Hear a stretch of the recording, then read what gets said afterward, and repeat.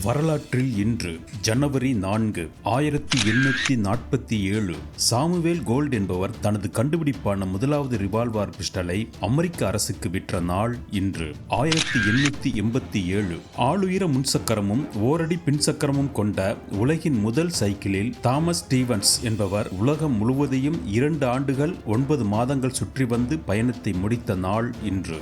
1903 டாப்சி என்ற பெண் யானைக்கு மின்சாரம் கொடுத்து கொல்லப்படும் காட்சியை சலன படமாக எடிசன் ஸ்டுடியோ படமாக்கினர். உலகில் முதலாக மனிதர்கள் இல்லாமல் ஒரு விலங்கு படம் பிடிக்கப்பட்ட நாள் இன்று. 1912 பிரிட்டிஷார் குடியேறிய நாடுகளில் சாரண இயக்கம் நிறுவனமாக மாற்றப்பட்ட நாள் இன்று.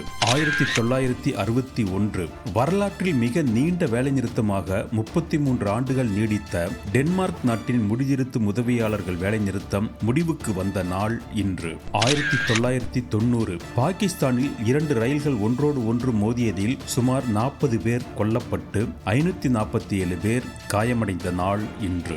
1991 12 வயதே ஆன சீனாவின் ஃபூ மிங் 2010 உலகின் மிக உயர்ந்த கட்டடமான புர்ஜ் கலிஃபா துபாயில் பொது பயன்பாட்டுக்கு திறந்து வைக்கப்பட்ட நாள் இன்று.